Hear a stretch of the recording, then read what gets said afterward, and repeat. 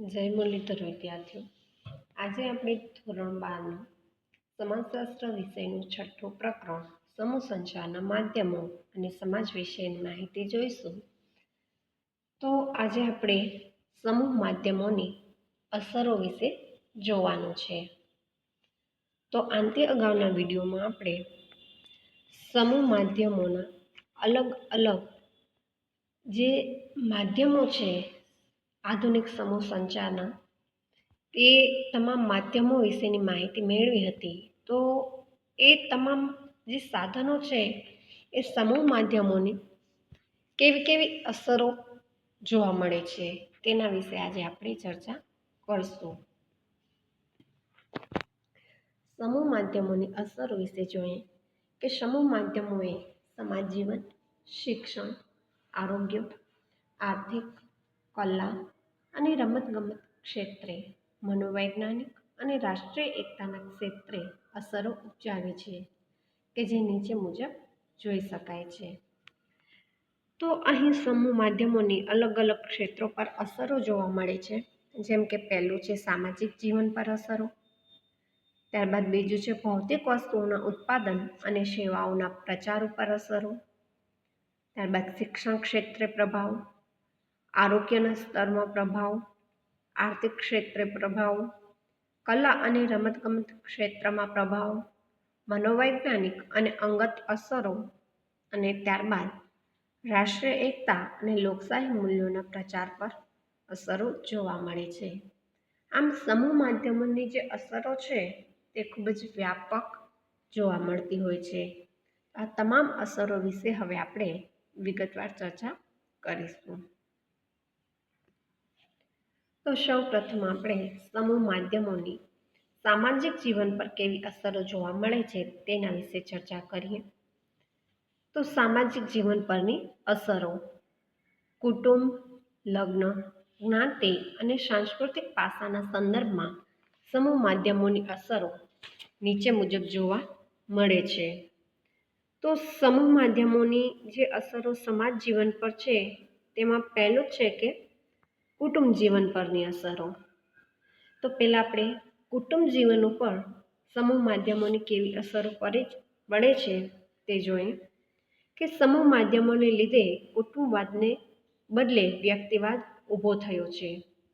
કે સમૂહ માધ્યમોની જે અસર છે એ લોકોના માનસ ઉપર ખૂબ જ પ્રભાવ પાડે છે. તો તેના કારણે કુટુંબવાદ જે છે એ કુટુંબવાદને બદલે લોકો હવે વ્યક્તિવાદ વિશે વધારે જોવા મળે છે કે લોકોમાં વ્યક્તિવાદ ઊભો થયેલો જોવા મળે છે. પુરુષો કે વડીલોની સત્તામાં પરિવર્તન આવ્યું છે. કે પ્રાચીન સમયથી આપણે જોતા આવ્યા છીએ કે આપણો સમાજ જે છે તે પુરુષ પ્રધાન સમાજ છે અને આપણા સમાજમાં પુરુષો અને વડીલોની જે સત્તા છે તે ખૂબ જ પ્રભાવશાળી હતી. પરંતુ હવેના આધુનિક સમયમાં પુરુષો અને વડીલોની સત્તામાં પરિવર્તન જોવા મળે છે. સમૂહ માધ્યમોમાં દર્શાવાતા કાર્યક્રમો અને ધારાવાહિકોની અસર કૌટુંબિક સંબંધો પર પડતી જોવા મળે છે. કે સમૂહ માધ્યમોમાં જે કોઈ પણ કાર્યક્રમો અથવા તો ધારાવાહિકો દર્શાવે છે એની જે જીવન છે એ ડાયરેક્ટ સીધી કૌટુંબિક સંબંધો પર પડતી હોય છે. અને તેના કારણે ઘણી બધી વખત કુટુંબ જીવનમાં વાદ વિવાદ પણ સર્જાતા જોવા મળે છે. અને પતિ પત્નીના સંબંધોમાં સત્તા અને તાબેદારીને બદલે સમાનતા અને ઉદારતા તથા સ્વતંત્રતાના ખ્યાલો વિકસતા જાય છે. કે પતિ પત્નીના જે સંબંધો છે એમાં સત્તા અને તાબેદારીના બદલે કે સમાનતા અને ઉદારતા, અને તેની સાથે સાથે કે સ્ત્રીઓની સ્વતંત્રતા જે છે એ પણ આપવામાં આવે છે. ત્યારબાદ કૌટુંબિક સંબંધોમાં લોકશાહીપૂર્ણ વાતાવરણ વધતું જાય છે. વિવિધ માધ્યમોની અસરને લીધે પ્રાપ્ત થતી માહિતીને કારણે શિક્ષણની અનેક તકો વધતી જાય છે, જેને લીધે બાળકો સ્વતંત્ર રીતે પોતાની શૈક્ષણિક કારકિર્દી બનાવી શકવા સમર્થ બને છે. કે અલગ અલગ માધ્યમોની અસરને લીધે પ્રાપ્ત થતી જે માહિતી છે એ શિક્ષણની અનેક તકો વધારે છે. કે એ તકોને કારણે બાળકો સ્વતંત્ર રીતે પોતાની શૈક્ષણિક કારકિર્દી બનાવી શકવા સમર્થ બને છે. આમ બાળકોને પણ પોતાનું જે ઇન્ટરેસ્ટનો વિષય હોય છે એ જ વિષયમાં તે પોતે પોતાની શૈક્ષણિક કારકિર્દીમાં આગળ વધી શકે છે. દીકરી અને દીકરાના જન્મ, ભેદભાવ કે ઉછેરમાં સમૂહ માધ્યમોએ નવી જાગૃતિ ઊભી કરે છે. કે દીકરી દીકરાના જે જન્મ કે એના દીકરી દીકરાના જન્મ વિશેના જે ભેદભાવ છે કે તેના ઉછેરવામાં પણ જે ભેદભાવો રહેલા હતા પ્રાચીન સમયમાં, એ તમામ બાબતો હવે એનું પ્રમાણ ઓછું જોવા મળે છે. અને સમૂહ માધ્યમોએ આ બધી જ બાબતોમાં કે આપણા સમાજમાં જે ખરાબ લોકોનું માનસ હોય કે જે લોકો રૂઢિગત પરંપરાગત રીતથી ચાલ્યા આવતા હોય તો એ બધેમાં અલગ અલગ વિચારો અને અલગ અલગ ભાવનાઓ ઉત્પન્ન કરવામાં પણ મદદ કરે છે. તો સમૂહ માધ્યમમાં આવતી જાહેરાતોને લીધે કુટુંબમાં વિવિધ સભ્યોને આજીવિકાની તક મળતા સ્થળાંતર વધ્યું છે. પરંતુ માધ્યમોને કારણે રોજબરોજનો સંપર્ક પણ ચાલુ રહે છે. કે સમૂહ માધ્યમોમાં ઘણી બધી જાતની જાહેરાતો આપવામાં આવતી હોય છે, તો તેને કારણે લોકોને આજીવિકાની કે પોતાનું જીવન ચલાવવા માટેની તક મળે છે. તો તેના કારણે લોકોનું સ્થળાંતરનું જે પ્રમાણ છે તે પણ સવિશેષ વધ્યું છે. પરંતુ જે માધ્યમો છે એ માધ્યમોને કારણે લોકો પોતાના કુટુંબીજનોના સંપર્કમાં રહેતા હોય છે. તો સમૂહ માધ્યમોએ કૌટુંબિક જીવન પ્રણાલી ઉપર હકારાત્મક અને નકારાત્મક એમ બંને અસરો નિપજાવી છે. કે આ રીતના સમૂહ માધ્યમોએ લોકોના જીવનમાં અથવા તો કુટુંબ જીવનમાં સારી અને ખરાબ બંને જાતની અસરો પડી છે એવું આપણે કહી શકાય. ત્યારબાદ હવે આપણે જોઈએ કે લગ્ન વ્યવસ્થા પર સમૂહ માધ્યમોની અસરો. કે સમૂહ માધ્યમોએ લગ્ન જીવન માટે જીવનસાથીની પસંદગીમાં કુટુંબના વડીલોની કોણ અને લગ્ન કરનારા યુવક યુવતીને પાયાનું સ્થાન અપાવ્યું છે. કે સમૂહ માધ્યમોને લીધે હવે આપણે જે પહેલાંના રીત રિવાજો કે પરંપરાઓ છે કે જેમાં જીવનસાથીની પસંદગી માતા પિતા કે વડીલો દ્વારા થતી હતી, પરંતુ એ જ જીવનસાથીની પસંદગી હવે યુવક યુવતીઓ પોતાની રીતના કરે છે. આ રીતના કુટુંબના વડીલોને ગૌણ માની અને લગ્ન સાથેની પસંદગી સ્વતંત્ર રીતના યુવક યુવતીઓ કરી શકે છે.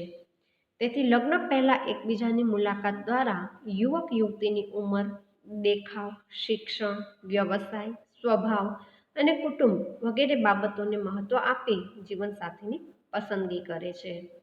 તો યુવક યુવતી પોતાની પસંદગી કરતા સમયે કે એકબીજાની મુલાકાત દ્વારા પછી તો એ બંનેની જે ઉંમર છે, એકબીજાના દેખાવ, તેની સાથે સાથે એકબીજાનું શિક્ષણ, એકબીજાના વ્યવસાય, સ્વભાવ, કુટુંબ વિશેની તમામ માહિતી, આ તમામ બાબતોને મહત્વ આપી અને ત્યારબાદ જ જીવનસાથીની પસંદગી કરવામાં આવે છે. આમ સ્વપસંદગી, પુખ્ત વય લગ્ન, બાળ લગ્ન વિરોધ, લગ્નમાં દહેજ ના લેવું જોઈએ વગેરે વલણો સમૂહ માધ્યમો ઘડી રહ્યા છે. કે આ રીતના સ્વપસંદગી કે પોતપોતાની પસંદગી, ત્યારબાદ પુખ્ત વયે લગ્ન કે જ્યાં જેટલી ઉંમર નક્કી કરવામાં આવેલી છે એ જ ઉંમર થાય પછી જ લગ્ન. અને ખાસ કરીને આપણા હિન્દુ સમાજમાં હજી પણ ઘણી બધી જગ્યાએ બાળ લગ્ન થઈ રહ્યા છે. તો સમૂહ માધ્યમો દ્વારા બાળ લગ્ન વિરોધ અને ખાસ કરી અને લગ્નમાં જે દહેજ પ્રથા હતી તે દહેજ પ્રથાને કારણે ઘણી બધી સમસ્યા ઊભી થતી હતી. તો દહેજ ન લેવું જોઈએ, આ તમામ જાતના જે વલણો છે એ સમૂહ માધ્યમોમાં ઘડી રહ્યા છે. તો તેને કારણે પણ લોકોના જે લગ્ન જીવન વિશેના ખ્યાલો છે તેમાં પરિવર્તન આવે છે. તો સાથે લગ્નમાં યુવક યુવતીના ગુણ કરતાં પણ મંડપ કે ભોજનના ઠાઠમાઠના ખર્ચમાં વધારો કરવા આ માધ્યમો પ્રેરી રહ્યા છે.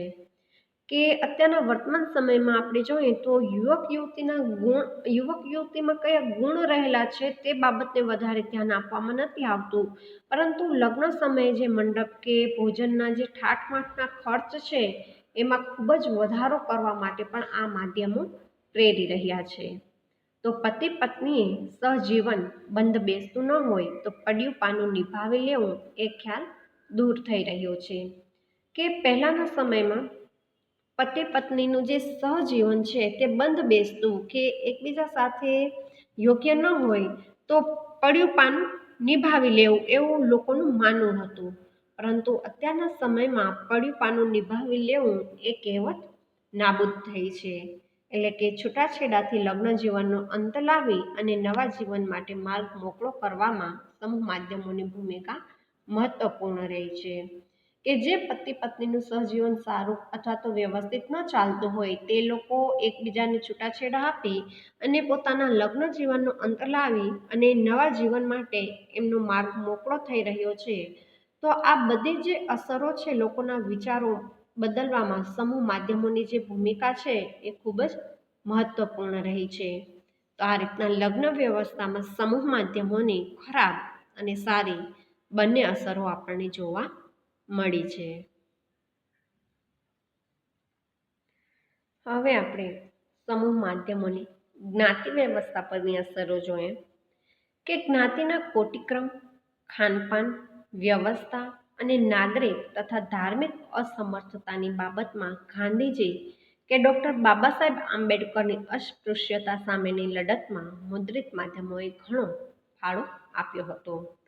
કે ખાસ કરી અને પહેલાના સમયમાં આપણે જ્ઞાતિમાં જે કોટિક્રમ જોવા મળતો હતો તે હવે નાબૂદ થઈ ગયેલો એવું આપણને જોવા મળે છે. ત્યારબાદ ખાનપાનની રીતો કે પહેલાના સમયમાં ખાસ કરી અને સાદું અને સરળ ભોજન વ્યવસ્થા હતી, પરંતુ અત્યારના વર્તમાન સમયમાં આપણે જોઈએ તો પશ્ચિમીકરણનું આપણે અનુકરણ કરીએ છીએ ત્યારે આપણા જે ખાનપાન છે એમાં ઘણી બધી જાતના તફાવત આવી ગયા છે.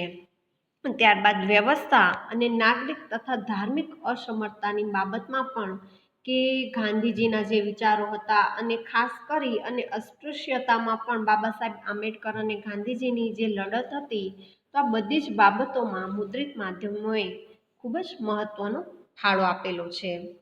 તો ત્યારબાદ ભારતના બંધારણ અને કાયદાથી ભેદભાવ દૂર કરવામાં આ માધ્યમોએ મદદરૂપ થયા છે.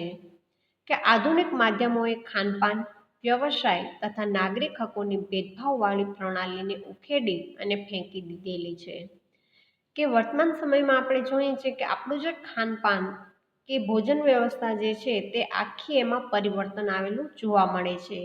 અને તેની સાથે સાથે અત્યારના આપણે જોઈએ કે વ્યવસાયમાં પણ કે પહેલાં જે વ્યવસાય વંશ પરંપરાગત જોવા મળતું હતું, પરંતુ અત્યારના ટેકનોલોજીકલ સાધનો અથવા તો શિક્ષણનું પ્રમાણ વધવાને કારણે કે વ્યક્તિને જે વ્યવસાય પસંદ છે એ જ વ્યવસાય તે કરતો જોવા મળે છે. અને તેની સાથે સાથે કે નાગરિક હકોની જે ભેદભાવવાળી પ્રણાલી હતી તે ઉખેડવા માટે પણ સમૂહ માધ્યમોની ખૂબ જ વ્યાપક અથવા તો ઊંડી અસરો જોવા મળેલી છે. આંતરજ્ઞાતીય લગ્નોને પ્રોત્સાહન આપી રહ્યા છે અને વ્યક્તિ કે કુટુંબ ઉપર જ્ઞાતિની મજબૂત પકડ ઢીલી પાડવામાં સમૂહ માધ્યમોની ભૂમિકા મહત્વની બની રહી છે. કે ખાસ કરી અને આંતરજ્ઞાતીય જે લગ્નો છે એને પ્રોત્સાહન આપવામાં આવી રહ્યું છે, જ્યારે વ્યક્તિ કે કુટુંબની ઉપર કે જ્ઞાતિની જે મજબૂત પકડ હતી તે ઢીલી પડી રહેલી છે. તો આ તમામ બાબતો જે છે એ બધી જ બાબતોમાં સમૂહ માધ્યમોની અસરો ખૂબ જ અસરકારક કાર્ય કરે છે. હવે આપણે સમૂહ માધ્યમોની સંસ્કૃતિ પરની અસરો જોઈશું. કે ભારતીય સમાજ અનેક ધાર્મિક સંપ્રદાયો ધરાવતો દેશ છે. કે આપણા ભારતીય સમાજમાં અલગ અલગ જાતના અનેક ધાર્મિક સંપ્રદાયો જોવા મળે છે. તો આ સંપ્રદાયોમાં અનેક વિધિ વિધાનો, માન્યતાઓ, શ્રદ્ધાઓ, વહેમ અને અંધશ્રદ્ધાઓ જોવા મળે છે. કે અલગ અલગ ધાર્મિક સંપ્રદાય પ્રમાણે અલગ અલગ જાતના વિધિ વિધાનો અને ધાર્મિક સંપ્રદાય બદલાતા અલગ અલગ માન્યતાઓ અને શ્રદ્ધાઓ બધું જ જોવા મળે છે. તો આ બધા ઉપર ખાસ કરી અને સમૂહ માધ્યમોની અસર ખૂબ જ ઊંડી જોવા મળતી હોય છે. કે જેમાં સમૂહ માધ્યમો ઘણા વિધિ વિધાન, માન્યતાઓ કે અંધશ્રદ્ધાઓ વિશે વૈજ્ઞાનિક જ્ઞાન આપી અને લોકોને જાગૃત કરે છે. કે સમૂહ માધ્યમો દ્વારા ઘણા બધા જે ખરાબ વિધિ વિધાનો, માન્યતાઓ કે ઘણા લોકો જે ખોટી અંધશ્રદ્ધામાં રહેલા હોય છે, તો એ લોકોને વૈજ્ઞાનિક જ્ઞાન આપી અને લોકોને જાગૃત કરે છે અને તેના દ્વારા લોકોને અંધશ્રદ્ધા અને ખરાબ માન્યતાઓમાંથી બહાર કાઢવામાં સામૂહિક માધ્યમો ખૂબ જ વ્યાપક અસર પૂરી પાડે છે. સાથે આ માધ્યમો શ્રદ્ધાઓ, માનવ ધર્મ અને યોગનો પ્રચાર પણ કરે છે. કે વર્તમાન સમયમાં આપણે જોઈએ કે લોકોમાં શ્રદ્ધા, માનવ ધર્મ અને તેની સાથે સાથે જે યોગ છે એનો જે પ્રચાર છે તે ખૂબ જ વધી રહ્યો છે. તો આ બધા જ પરિબળોની પાછળ સમૂહ માધ્યમોની અસર જોવા મળે છે. વળી જન્મદિનની ઉજવણી, મેરેજ એનિવર્સરી, વિવિધ તહેવારો કે ઉત્સવોની ઉજવણી સમૂહ માધ્યમો ખૂબ ઠાઠમાઠથી ઉજવવા પ્રેરે છે. કે દીકરીના જન્મને આવકારવા સમૂહ માધ્યમો પ્રોત્સાહન આપી રહ્યા છે. કે પહેલાના સમય કરતાં અત્યારના વર્તમાન સમયમાં ખાસ કરી અને જન્મદિવસની ઉજવણી, મેરેજ એનિવર્સરી અને તહેવારોની જે ઉજવણી છે તેમાં ખૂબ જ મોટા પ્રમાણમાં પરિવર્તન આવી રહ્યું છે. તો આ બધું જે છે એ સમૂહ માધ્યમોમાંથી જોઈ અને તેમાં પરિવર્તન થતું હોય છે. અને પહેલાના સમયમાં જે દીકરીના જન્મને લોકો અવગણતા હતા તે જ જગ્યાએ હવે દીકરીના જન્મને આવકારવા માટે અલગ અલગ કાર્યક્રમો પણ કરવામાં આવે છે. તો મૃત્યુના પ્રસંગોમાં પણ લાંબા અને ઊંડા શોક અને વિચિત્ર રિવાજોને માત્ર બેસણામાં ફેરવવાનું કાર્ય આ સમૂહ માધ્યમો દ્વારા જ થાય છે. તો આ રીતના આપણી ભારતીય સંસ્કૃતિમાં સમૂહ માધ્યમો દ્વારા ઘણી બધી જાતના પરિવર્તનો જોવા મળે છે. તો અહીં માત્ર આપણે સમૂહ માધ્યમોની જે સામાજિક જીવન પરની અસરો હતી તેના વિશેનો જ ખ્યાલ મેળવ્યો અને ત્યારબાદના જે અલગ અલગ ટોપિક ઉપર ચર્ચા કરવાની છે તે હવે આપણે આના પછીના વિડીયોમાં જોઈશું. અસ્તુ.